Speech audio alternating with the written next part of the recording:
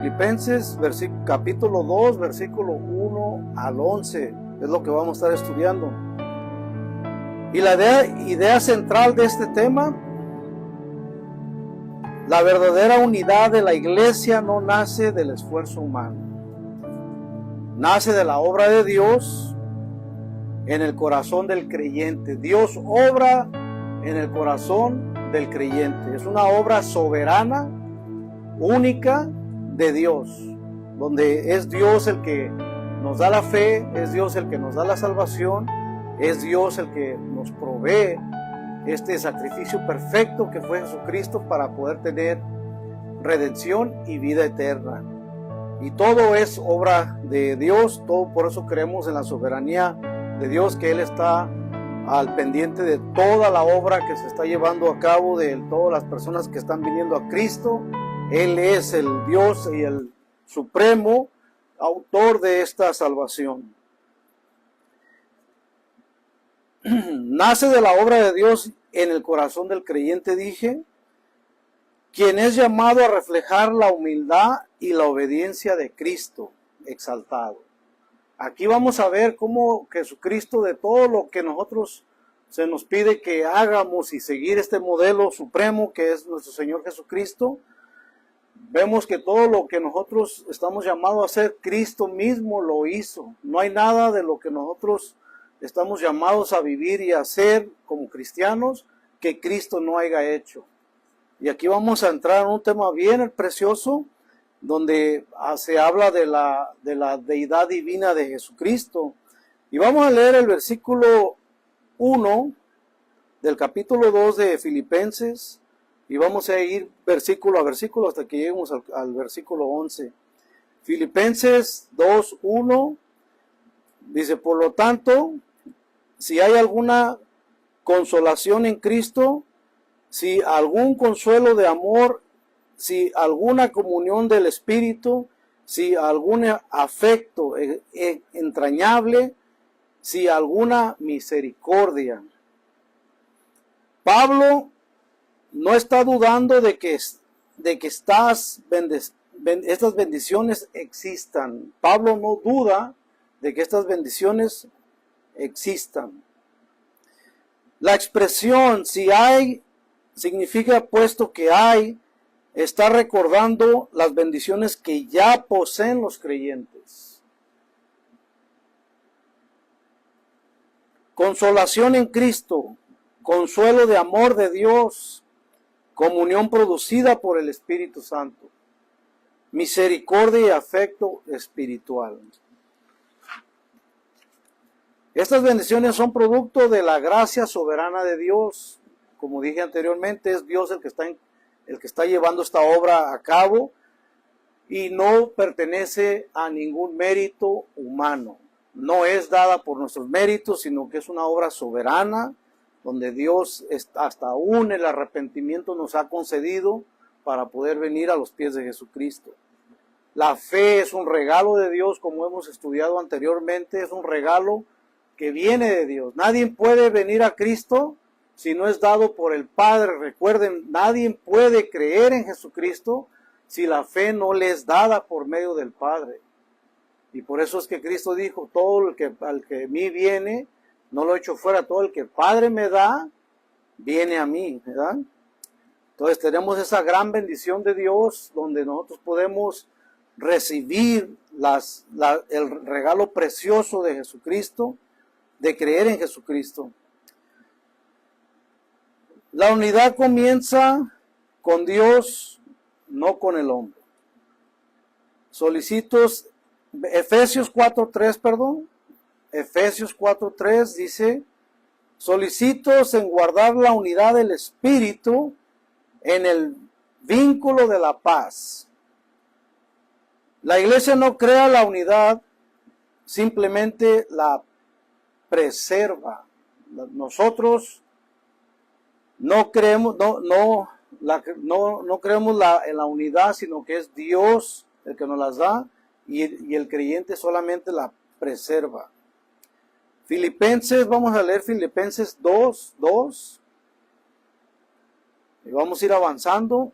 Filipenses capítulo 2, versículo 2. Completad mi gozo, sintiendo lo mismo, teniendo el mismo amor, unánimes, sintiendo una misma cosa. Estamos llamados a vivir esta fe todos juntos unánimemente para glorificar a nuestro Dios, sintiendo una misma fe, una misma cosa, como dice aquí el versículo 2. La unidad no significa uniformidad. Todos poseen diferentes dones, pero un mismo evangelio. Todo viene de un solo evangelio, porque nadie puede predicar otro evangelio, del cual se predicó y que fue predicado por los apóstoles y por el mismo Jesucristo. La iglesia debe compartir una misma doctrina, un mismo amor, un mismo propósito, una misma mente centrada solamente en Jesucristo. Él es el centro de nuestra salvación, Él es el centro de nuestra fe, y es en Cristo en que nosotros tenemos esta redención que nos lleva a la salvación. Juan Calvino decía, nada destruye más rápidamente una iglesia que el orgullo y la ambición. Nada destruye más rápido una iglesia que el orgullo y la ambición. Por eso es peligroso cuando dentro del liderazgo de una iglesia hay orgullo, o hay ambición, o hay vanagloria. ¿Por qué? Porque siempre termina en destrucción. Ahora vamos a leer, vamos a estar viendo Filipenses 2:3. Y aquí vamos a ver el enemigo de la unidad, la vanagloria y el orgullo. Filipenses capítulo 2, versículo 3, dice así: nada hagáis por contienda o por vanagloria, antes bien con humildad, estimando cada uno a los demás con superiores y a él mismo. Pablo identifica los enemigos, dos enemigos muy peligrosos dentro de la iglesia: contienda y vanagloria. La vanagloria y la contienda es algo que debe de estar fuera de una iglesia. La vanagloria y el orgullo fue el pecado mismo de Satanás. Satanás cayó por la vanagloria y por el orgullo. El orgullo destruye matrimonios, familias e iglesias también.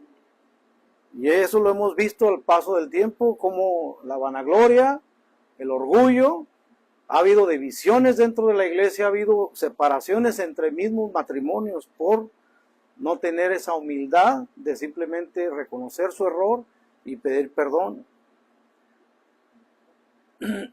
La humildad bíblica no consiste en pensar mal de uno mismo. Consiste en dejar de ser el centro de atención. Nosotros debemos de tener a Cristo por el centro de atención, exaltar a Cristo y no al predicador.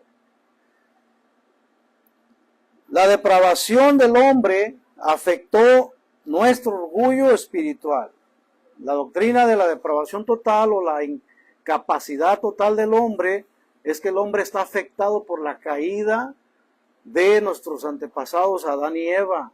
El pecado pasó a todo hombre por medio de un solo hombre que fue Adán y Eva. Después el pecado pasó y todo eso nos afectó nuestra espiritualidad con el Señor. Hubo una desconexión, hubo una separación de el hombre con Dios, en la relación con Dios. Y eso es lo que nos trae una muerte espiritual. Y es por eso que la doctrina es llamada depravación total. Es porque el hombre no tiene esa iniciativa para entablar una relación con Dios. Y es necesario que Dios toque la vida del hombre y le dé vida a ese muerto que está muerto espiritualmente, para que pueda entablar una relación con Cristo y con Él mismo. Y es por eso que creemos en esta enseñanza que es la incapacidad del hombre, porque que estamos afectados. Entonces ahora nosotros predicamos el Evangelio a todos aquellos que han sido elegidos por Dios para venir a vida eterna. A todos aquellos que el Señor ha escogido desde antes de la fundación del mundo para la vida eterna.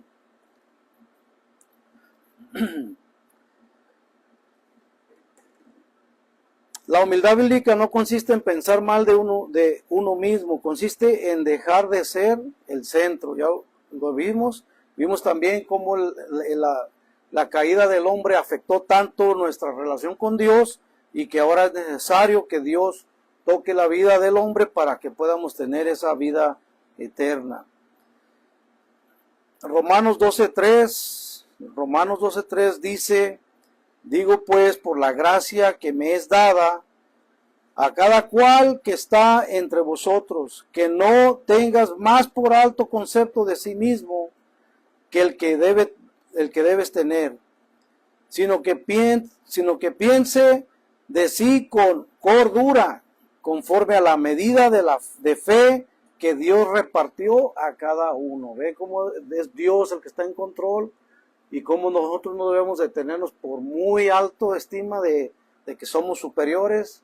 Dentro de la iglesia, dentro de la comunidad cristiana, nuestro único centro de exaltar es el Señor Jesucristo, que fue quien murió y padeció por nosotros. Y ahora vamos a ver un gran ejemplo en Jesucristo de cómo fue humilde Él, dándonos ese ejemplo a seguir. Por eso es que Él es el modelo supremo para vivir como Dios quiere que vivamos, en humildad.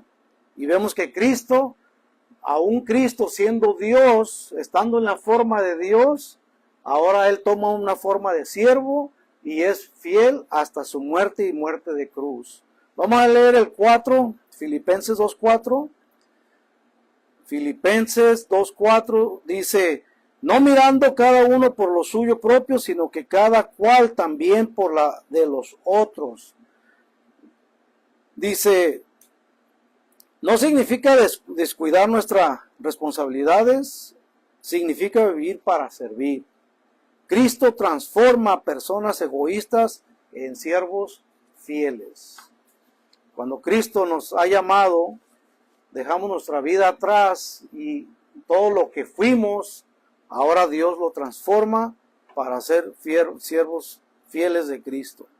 Cristo es el ejemplo perfecto de humildad, y esto lo vamos a ver aquí en el 12, del versículo 5 al 8, y vamos a leer el 5. Dice Filipenses 2:5, dice: haya pues en vosotros este sentir que hubo también en Cristo Jesús. Haya pues en vosotros este sentir que hubo también en Cristo Jesús. ¿Cuál fue ese sentir que hubo en Cristo Jesús? Que Él, estando en forma de Dios, se despojó a sí mismo de su gloria para venir a encarnarse como hombre y padecer como un hombre para llevar este sacrificio perfecto en la cruz del Calvario. Y fue humilde hasta su muerte, y muerte de cruz, dice así la Escritura. Aquí comienza uno de los textos cristológicos más profundos de la Escritura. Este es de los textos más profundos de la Escritura, donde habla acerca de la deidad divina de Cristo. No puede haber, el creyente debe pensar como Cristo. No puede haber santidad sin una mente transformada. Y transformada por medio del Evangelio, por medio de este Evangelio precioso, que Cristo fue quien murió por nuestros pecados y nos ha dado vida eterna. Esa es la buena nueva. Y es por eso que es el Evangelio. Evangelio lo que quiere decir es buena noticia. Y la buena noticia, que lo que estaba separado del hombre con Dios, ahora Dios ha vuelto a hacer esa nueva relación para todo aquel que cree en Él. Ahora vamos a leer Filipenses 2:6.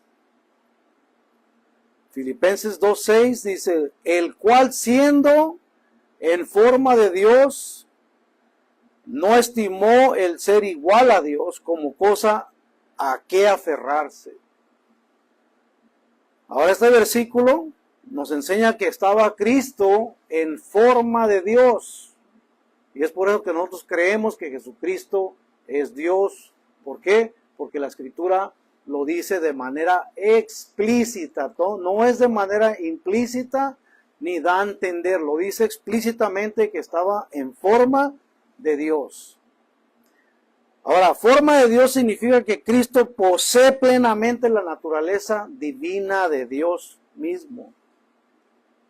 Él posee la naturaleza divina, por eso creemos nosotros que Cristo, al tomar figura humana, ahora Él es 100% Dios y 100% hombre. Esta es una doctrina muy profunda que podemos encontrar aquí en Filipenses 2 de lo que estamos estudiando. Colosenses 2.9. Colosenses 2.9. Antes de leer Colosenses 2.9, yo mencioné que forma de Dios significa que Cristo posee plenamente la naturaleza divina. Vayan a Colosenses 2.9 y aquí vamos a comprobar cómo Jesucristo, en Él, habitaba corporalmente la plenitud de la deidad. Toda la plenitud. Jesucristo no era medio Dios, ni no era un Dios chiquito, ni un Dios a medias. Era plenamente, en Él habitaba toda la deidad de Dios. Colosenses 2.9 dice, porque en Él habita corporalmente toda la plenitud de la deidad divina. Vemos que Cristo, en Él habitaba plena toda la plenitud de la deidad de Dios. Y es por eso que aquí lo dice claramente, toda la plenitud de la deidad. Cristo no llegó a ser Dios, siempre ha sido Dios, y por eso es que dice que estaba en forma de Dios. En el primer versículo, y aquí podemos ver claramente, vayan a Juan 1 al 4. Juan capítulo 1, versículo 1 al 4. Y aquí vamos a ver cómo Jesucristo, que era Él la palabra, dice que estaba con Dios y ahora es llamado Dios nuevamente. Juan 1, 4 dice, en el principio era Él la palabra. En algunas versiones van a encontrar verbo, que es lo mismo, palabra, verbo, y en el original es logos. En el principio era Él la palabra, y la palabra era con Dios, y la palabra era Dios. En el principio la palabra estaba con Dios, y vean aquí, por ella fueron hechas todas las cosas. Sin ella nada fue hecho de lo que ha sido hecho. En ella estaba la vida, y la vida era la luz de la humanidad. Jesucristo es esta palabra que estaba con Dios y que era mismo Dios. Entonces aquí cuando habla del principio, en el principio, no se está refiriendo al principio de Jesucristo, se está refiriendo al principio de toda la creación. Y es por eso que dice, y todas las cosas por Él fueron hechas, y nada de lo que ha sido hecho fuera hecho. O sea que Jesucristo también es creador de todo, al igual que Dios. Y es por eso que la palabra estaba con Dios y la palabra era mismo Dios. Y vemos en el 14 de este mismo capítulo, y dice, la palabra se hizo carne. Pero ahorita vamos a llegar ahí. Vemos que Jesucristo también es creador del universo.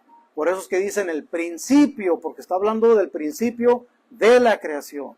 Y es por eso que en Colosenses dice, Él es el primogénito de toda la creación. ¿Por qué? Porque Él es primero antes que todas las cosas. No es que Él es el primero, el primer ser creado, como por ahí dicen algunas sectas religiosas. Colosenses 1, vamos a leer desde el versículo 15.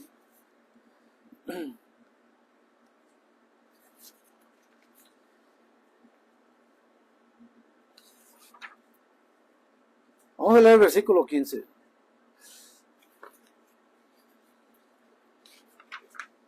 Ok.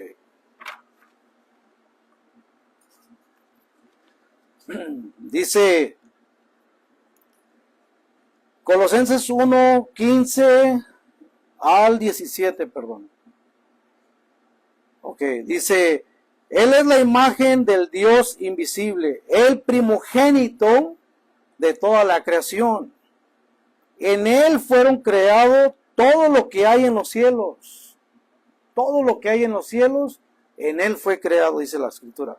Y en la tierra y todo lo visible y lo invisible, o sea, todo el universo. Todos los poderes, principados, o autoridades, todo fue creado por medio de Él y para Él. Él existía antes de todas las cosas y por Él se mantiene todo en orden. Vean lo que dice la Escritura acerca de Jesucristo. Todo fue creado por Él y para Él, y Él existía antes de todas las cosas y por Él se mantiene todo en orden. Solamente Dios Todopoderoso es quien puede tener estos atributos donde puede mantener todo el universo en orden, y encontramos claramente que Jesús es también creador de todo el universo. Ahora, para los que saben un poco acerca de las filosofías griegas, donde vemos en Juan 1, donde dice Él era la palabra, lo que significa, en el original es Él era el Logos. ¿Y qué era el Logos? ¿Qué era lo que se creía acerca del Logos? El Logos era la parte divina, la parte de edad que mantenía todo en orden, y él era la causa de todo lo que existía. O sea, primero, ante la creación, todo lo que mantenía en orden era ese Logos. Y por eso es que Juan, cuando él escribe, dice, en el principio Él era el Logos, y el Logos estaba con Dios. ¿Por qué? Porque en la mente de Juan entendía que ese Logos era Jesucristo. Lo que a los filósofos griegos nunca se les reveló completamente, Juan lo estaba entendiendo y lo estaba recibiendo por palabra de Dios. Y es por eso que dice, en el principio Él era ese Logos, y el Logos estaba con Dios, y el Logos era Dios. ¿Por qué? Lo vemos claramente en Colosenses, como Pablo lo narra, que Él ya existía antes de todas las cosas, y por Él se mantiene todo en orden. Y todo fue creado por Él y para Él. Unos versículos muy profundos. Cristo mantiene todo en orden con el poder de su palabra. O sea, las lumbreras, junto con todos los planetas, y cómo Dios mantiene ese orden. Si tú miras, vemos las galaxias, cómo giran alrededor del Sol. ¿Quién es el que mantiene ese orden, que no se desvían de su órbita? Es Jesucristo, con el poder de su palabra. Y es por eso que le damos toda la gloria a nuestro Dios por nuestro Señor Jesucristo. Ahora, Cristo participa de la creación del mundo y del universo al lado del Padre y del Espíritu Santo. Y esto lo podemos ver que es una revelación dada en el Génesis. Ahorita vamos a llegar ahí, pero antes que todo vayan a Juan 17, 4, 5. Vayan a Juan capítulo 17, versículo 4 y 5, dice Juan 17, 4 y 5, y vean lo que Jesucristo confirma en estos versículos. Palabras preciosas de nuestro Señor. Yo te he glorificado en la tierra.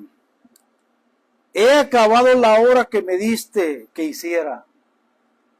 Jesucristo, terminando la obra redentora y todo lo que ya ven lo que dice.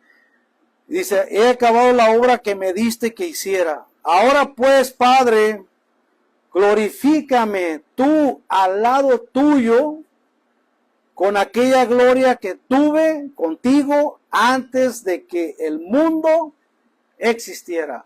¿Dónde estaba Jesucristo en un principio? En el principio de la creación, ¿dónde estaba? Con Dios, cuando Él era el Logos o el Verbo o la palabra. Él estaba con Dios y Él era mismo Dios. Y es por eso que aquí Jesucristo confirma una vez más para aquellos que dudan de que existe que Dios es trino. Por eso es que dice Juan 17, 4, 5, yo te he glorificado en la tierra, he acabado la obra que me diste que hiciera. Ahora pues, Padre, glorifícame a tu lado con aquella gloria que tuve contigo antes que el mundo existiera. Aún no existía el planeta, aún no existía lo que somos, y Cristo ya estaba al lado del Padre, y es por eso que dice en el principio, Él era con Dios y estaba con Dios. Y ahora podemos entender con más claridad, después de entender esta revelación dada por Jesucristo mismo, podemos entender con claridad Génesis 1:26. Génesis 1:26 habla de cuando Dios hizo al hombre, hizo lo que hizo en esta tierra. Y vean cómo dice, Génesis 1:26 dice, entonces dijo Dios, hagamos, plural, hagamos al hombre a nuestra imagen y semejanza, que domine toda la tierra sobre los peces del mar, sobre las aves de los cielos y las bestias y sobre todo animal que repta sobre la tierra. Pero pongan atención cuando vemos que dice hagamos. ¿Cómo es que hagamos si Dios es solamente uno? ¿Cómo es que hagamos si solamente hay un creador? Isaías lo dice claramente, fuera de mí no hay Dios. Yo creé todo, yo lo hice todo. Y él siempre se atribuye ese crédito como creador. Ahora, ya vimos versículos donde Jesucristo también se le dice que es creador. Ya vemos que en Juan 1 dice que él estaba con Dios desde un principio de toda la creación, y todas las cosas fueron hechas por él, por medio de él y para él. Ahora, vemos Génesis 1:26 donde dice, hagamos al hombre a nuestra imagen y semejanza. Bueno, ¿existe un solo Dios? Claro que sí, porque no hay más dioses, pero es un Dios trino, un Dios tres personal, que es Padre, Hijo y Espíritu Santo, una esencia divina en estas tres personas. No son tres dioses, es un solo Dios en tres personas, y es por eso que creemos en la doctrina de la Trinidad, porque no, si decimos que hay tres dioses, entramos en error y en politeísmo. No somos monoteístas, creemos que Cristo y el Padre y el Espíritu Santo son tres personas distintas, pero en una sola divinidad que forma un solo Dios. Y es por eso que en Génesis 1:26 entonces dijo Dios, hagamos al hombre a nuestra imagen y semejanza. Hablando en plural, ¿por qué? Porque ¿quién estaba con Dios cuando estaba en el mero apogeo de la creación? Estaba Jesucristo y el Espíritu Santo. Vemos en Génesis también, capítulo 1, donde dice que el Espíritu Santo se paseaba por las superficies de las aguas. Vemos a la tercera persona de la Trinidad, que es el Espíritu Santo. Y es por eso que es una revelación progresiva. Desde el Génesis ya estaba escrito de esta forma, pero ahora lo venimos a entender con la revelación dada por Jesucristo mismo y los apóstoles. Y es por eso que creemos que el Padre y el Hijo y el Espíritu Santo son Dios eterno. Es la revelación de Dios dada a la humanidad por medio de Jesucristo. En la doctrina reformada creemos que Cristo es eternamente Dios, no dejó de ser Dios en su encarnación, nunca dejó de ser Dios, dejó su gloria, dejó su trono como Dios, pero Él nunca dejó de ser Dios. La kenosis no significa que abandonó su divinidad. Lo que quiere decir kenosis es cuando Dios tomó forma humana y ahora vino a habitar con nosotros. Es por eso que es una doctrina que se conoce como la kenosis. Se despojó el privilegio de manifestar plenamente su gloria. Se despojó de su gloria, mas no se despojó de ser Dios. Leamos Filipenses 2:7. de nuestro estudio, Filipenses 2:7. Y aquí vamos a leer, al continuar con nuestro estudio, Filipenses 2:7 dice, sino que se despojó a sí mismo, tomando forma de siervo, hecho semejante a los hombres. Y esto es lo que se conoce como la kenosis. Sino que se despojó a sí mismo, tomando forma de siervo, hecho semejante a los hombres. Por eso es que Cristo se humilló a sí mismo. El despojarse no fue perder sus atributos divinos. Hay que entender esto claro. Fue añadir naturaleza humana. No dejó de ser Dios. Añadió humanidad. Y es por eso que Cristo era 100% Dios y 100% hombre. Juan 1:14, aquí vemos cómo es que Cristo ahora se hace carne. Dice Juan 1:14, dice, y aquella palabra fue hecha carne y habitó entre nosotros. Y vimos su gloria, gloria como la del unigénito del Padre, lleno de gracia y de verdad. Esta es la continuación de Juan 1:1, donde dice, y aquella palabra o aquel verbo fue hecho carne y habitó entre nosotros, y vimos la gloria como del unigénito del Padre, lleno de gracia y de verdad. Aquí vemos como Cristo, estando en forma, estaba como Dios y estaba con Dios, y ahora viene a habitar entre los humanos, tomando esa humildad y despojándose de su gloria.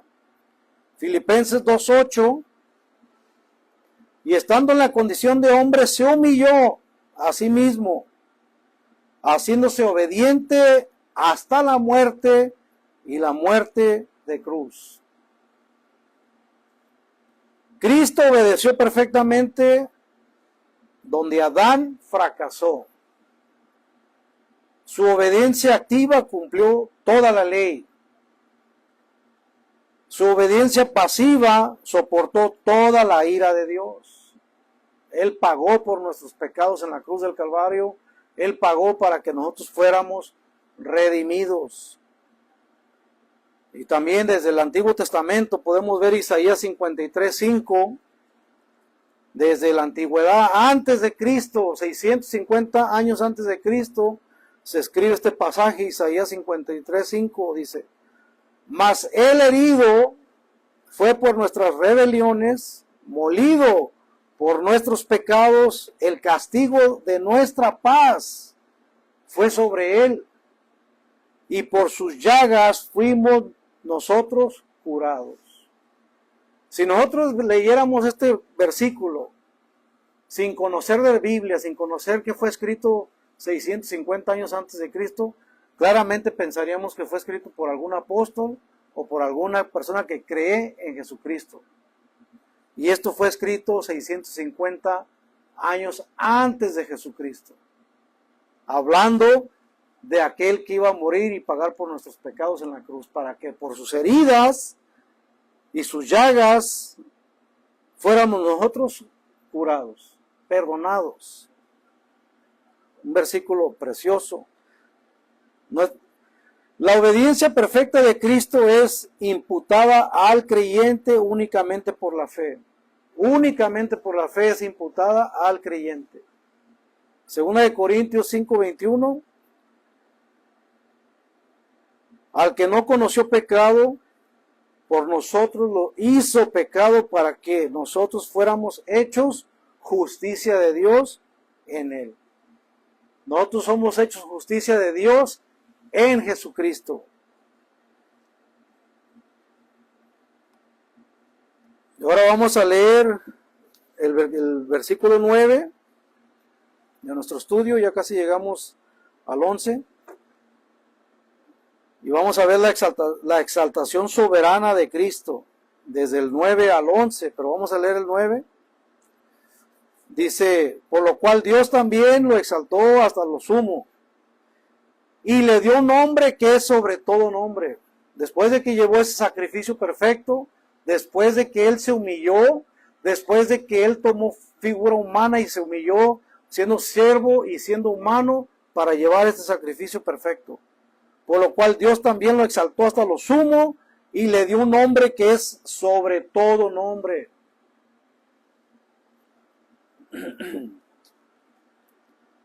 La humillación fue seguida por la exaltación. Cristo reina porque el Padre así lo decretó. Toda la autoridad pertenece al Hijo. Toda la autoridad le pertenece a Cristo Jesús, que es nuestro Rey de Reyes y Señor de Señores. Ahora vamos a leer el versículo 10, Filipenses 2:10. Y dice así: para que en el nombre de Jesús se doble toda rodilla de los que están en el cielo y en la tierra y debajo de la tierra. Hoy en día, si existen personas que dicen no creer en Jesucristo, existen personas que dicen ser ateos también. Pero yo te digo desde hoy que aún los que niegan a este Señor Jesucristo y que niegan que existe Dios, van a reconocerlo aún estando en tormento, aún estando en ese tormento, en ese castigo, van a reconocer el nombre que fue dado sobre todo nombre, porque en el nombre de Jesús se doblará toda rodilla de los que están en los cielos y de los que están en la tierra y debajo de la tierra. Toda rodilla se doblará ante el nombre de Jesús, porque todo mundo lo va a reconocer, ya sea temprano que tarde, pero van a reconocer a Jesucristo como Señor y Salvador, como Señor y como Dios también. Y para muchos va a ser demasiado tarde porque lo van a reconocer en su tormento y ya no va a haber justificación para ellos. Y es por eso que nosotros predicamos el Evangelio con urgencia, para que toda persona que escuche y que crea se salve y sea perdonado de sus pecados y pueda vivir en la gloria del Señor. Nadie escapará, ni los ángeles que cayeron, ni los ángeles que fracasaron, ni los ángeles que se rebelaron, también ellos van a sufrir el tormento. Los creyentes, nadie se va a escapar de la gloria de la ira de Dios, y solamente aquellos que han reconocido hoy en vida que tienen esa oportunidad de escuchar el Evangelio podrán venir a los pies de Cristo y ser perdonados de toda ira de Dios. Nadie vamos a escapar y todos vamos a reconocer que Cristo es el Señor y toda rodilla se doblará ante Él. Creyentes y no creyentes, incrédulos y creyentes, todos reconocerán el señorío absoluto de Cristo. Filipenses 2:11, vamos a leer nuestro último versículo de nuestro estudio, dice: y toda lengua confiese que Jesucristo es el Señor, para la gloria de Dios Padre. Y toda lengua confesará que Jesucristo es el Señor, para la gloria de Dios Padre. Todo mundo va a reconocer a Cristo. Como dije, algunos va a estar demasiado tarde para su salvación, pero aún así lo van a reconocer y lo van a lamentar.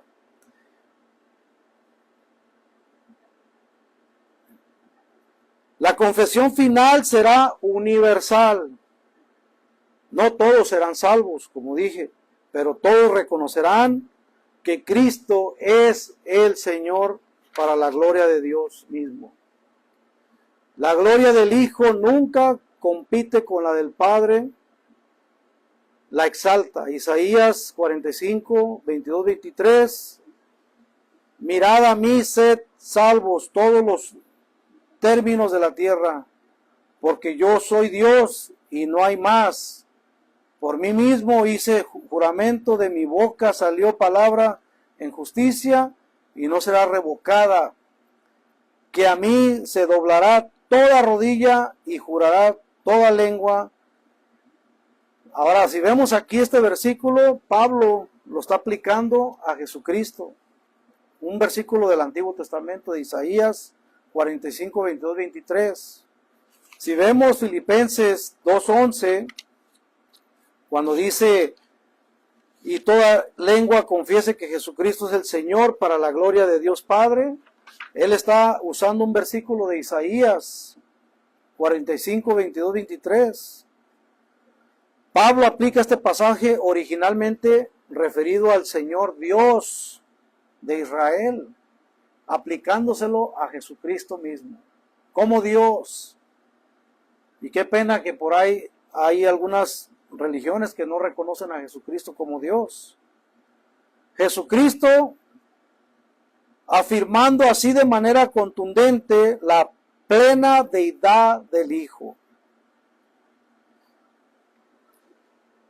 La unidad de la iglesia se fundamenta en el Evangelio, no en las preferencias personales.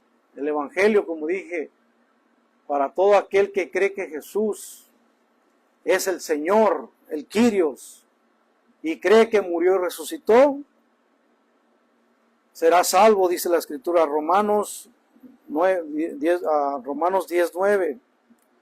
El orgullo sigue siendo el mayor enemigo de la comunión entre los creyentes.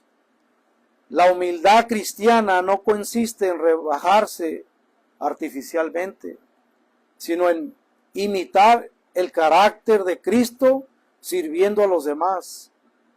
La encarnación demuestra la gracia soberana de Dios. El Hijo Eterno asumió naturaleza humana sin dejar de ser plenamente Dios eterno. La obediencia perfecta y la muerte expiatoria de Cristo son el único fundamento de nuestra justificación, el único medio de ser salvos, por medio de la obra expiatoria de Cristo, donde fue llevado el sacrificio perfecto por nosotros. Ese es el único medio que tenemos de justificación. Cristo reina ahora como Señor exaltado, y llegará el día en que toda la creación reconocerá públicamente su autoridad y gloria. Y solamente para concluir, Filipenses 2:1 y 11 muestra que la vida cristiana no puede separarse de la persona y de la obra de Cristo.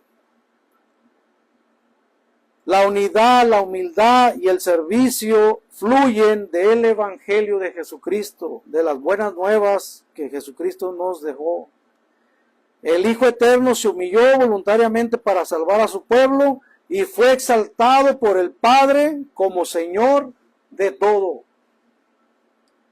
La iglesia está llamada a vivir con la misma mente de Cristo. Estamos llamados a vivir con esta misma mente, exaltando a nuestro Señor Jesucristo, proclamando su señorío hasta el día en que toda rodilla se doble y toda lengua confiese que Jesucristo es el Señor para la gloria de Dios Padre.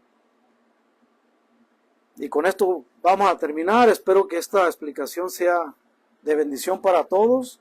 Padre, te doy gracias en el nombre de Jesús por esta palabra, Señor, poderosa, porque tú eres Señor de todo, Señor, y tú eres el único que debe ser exaltado dentro de la iglesia, predicado, Señor, predicar de tu señorío, predicar de este evangelio precioso que nos ha dejado un regalo de salvación, Señor. Creer en ti, Padre, y vivir una vida eterna por todos los siglos, Señor. Te damos toda la gloria, toda la honra en lo que hacemos.